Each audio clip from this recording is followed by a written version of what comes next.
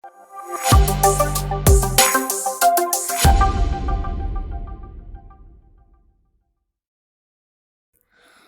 Everyone, welcome back to the जहा junction once again. So people and environment का ये जो न्यू कोर्स लाया है मैंने, जो important environmental convention and protocol पे क्या है बेस्ड है।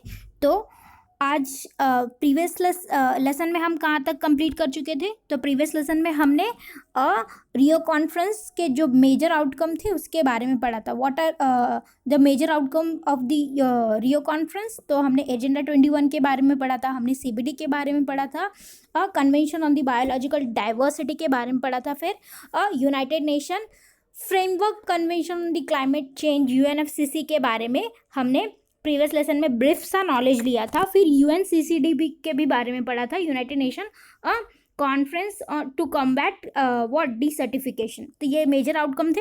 Agenda 21 non binding action plan है यूनाइटेड नेशन का।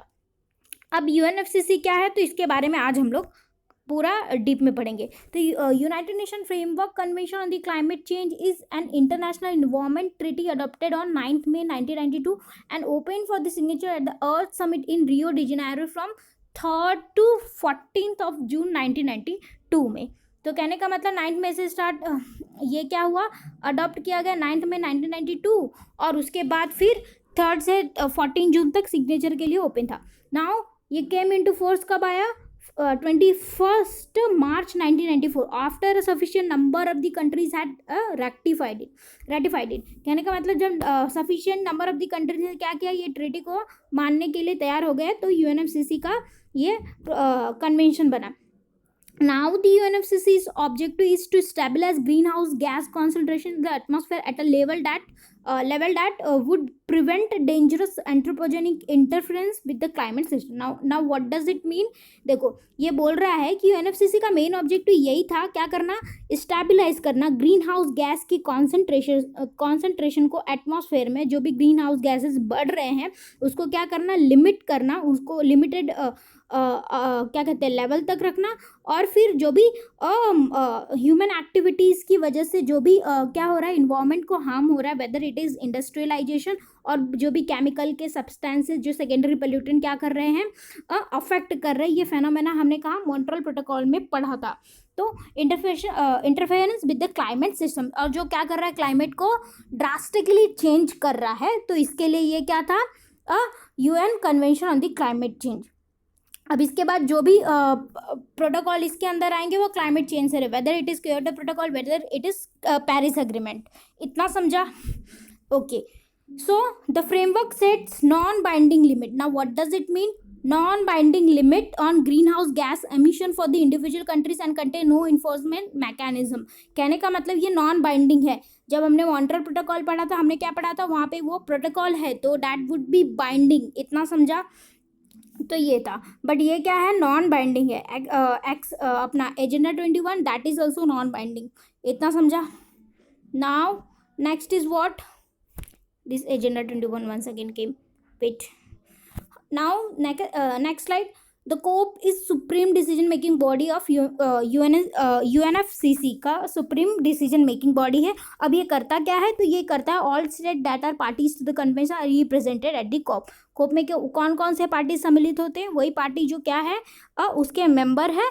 तो वो क्या होते हैं, एनुअली वहाँ पे मीटिंग होता है।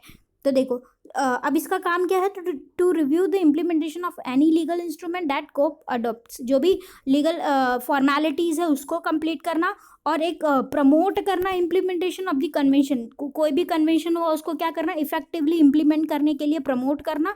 ये हुआ। Now the first COP meeting was held in Berlin Germany in March 1995। तो फर्स्ट COP मीटिंग ऐसा भी पूछ सकता है, तो कब हुआ था? March 1995 में। वॉट एवर जो भी मुझे लगता है it would be very important, उसको मैंने रेड से मार्किंग कर दिया।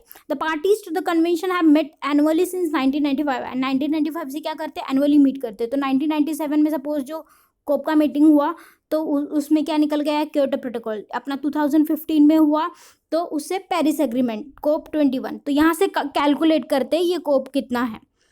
ओके, इतना समझा? सपोज कि 1997 में हुआ तो 1995, 1996 एंड 1997, तो थर्ड COP। इतना समझा? Now next slide.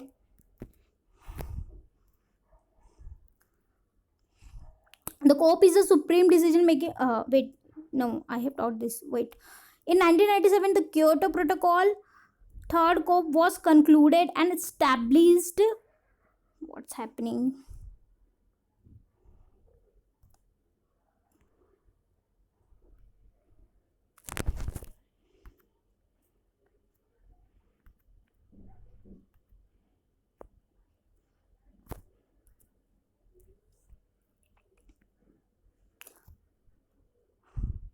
In 1997, in 1997, the Kyoto Protocol third COP was concluded and established legally binding. Legally binding. Kyoto Protocol is legally binding, held in Japan. Obligation for the development countries to reduce their greenhouse gas emission. जहाँ पे क्या था, जो भी developed country है उनके पास क्या था, ग्रीन हाउस गैस एमिशन को कम करने के लिए क्या था, बाइंडिंग है ये. But whatever those country who are at a developing stage और जो लीस्ट डेवलप कंट्रीज है उनके लिए ये बाइंडिंग नहीं है. That's why the India is developing country. इसके लिए इंडिया को क्या नॉन एनेक्स पार्टी में रखा गया. इतना समझा. ये क्योटो प्रोटोकॉल के लिए एक अलग से मैं लेसन लाऊंगी जिसमें पूरा क्योटो प्रोटोकॉल को फ्रॉम कार्बन ट्रेडिंग से annex country, non annex country, B group क्या है, ये सब के बारे में हम लोग पढ़ेंगे कि कभी अपकमिंग लेसन में. ठीक है, तो ये हुआ. Now 2010 Cancun Agreement stated that future global warming should be limited to below 0 degree Celsius, 3.6 Fahrenheit related to the pre-industrial level. Now what does it mean, मैं बताती हूँ कि जो ग्लोबल वार्मिंग है ना वो बढ़ते ही जा रहा है. ये फेनोमेना मैंने समझाया था आई थिंक अपना मॉन्ट्रियल प्रोटोकॉल में, बट स्टिल एक बार फिर से एक बार देख लेते क्या है.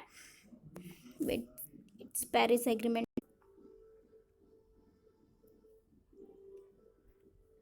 सी 0 degree to pre industrial level. इसका इजी सा मीनिंग मैं इसमें बता देती हूँ. अपकमिंग लेसन जो पेरिस एग्रीमेंट होगा ना उसमें मैं इसको डीप में बताने वाली हूँ. तो देखिए पहले इसको देख लेते हैं कि पहले जो पृथ्वी का तापमान था ना वो क्या था, माइनस में था. कभी 1840 के टाइम या 1940 के समय, ठीक है, ये माइनस में था. फिर ये ज़ीरो हो गया कब, 2000 के टाइम, और राइट नाउ ये बढ़ते ही जा रहा है. तो कहने का मतलब इसे रेस्ट्रिक्ट करना 0 डिग्री सेल्सियस तक ही, ताकि ये बढ़े ना. अगर 2 डिग्री तक हो गया पेरिस एग्रीमेंट में हम देखेंगे तो इट वुड बी ड्रास्टिक. ये क्या हो जाएगा, बहुत ही कैटास्ट्रॉफिक हो जाएगा. तो इसके लिए इसको क्या करना, रेस्ट्रिक्ट करना 0 डिग्री सेल्सियस तक, जो कि क्या है, एक वाइबल है. अदरवाइज ग्लोबल वार्मिंग की समस्या क्रिएट होगी. और now last one is what, India is non annex party to UNFCC. तो ये कॉन्फ्रेंस ऑफ द पार्टीज के बारे में हमने आज बेसिक सा ये कंप्लीट कर लिया. नेक्स्ट लेसन में हम लोग पेरिस एग्रीमेंट के बारे में पढ़ेंगे और उसके बाद क्योटो प्रोटोकॉल को विथ कार्बन ट्रेडिंग और जो डिफरेंट फेनोमेनाज है उसके बारे में और डीप में कवर करेंगे. अगर आपको मेरे ये लेसन पसंद आ रहे हैं तो प्लीज़ मेरे चैनल को सब्सक्राइब कर देना. और till than happy learning and thank you very much. Have a nice day.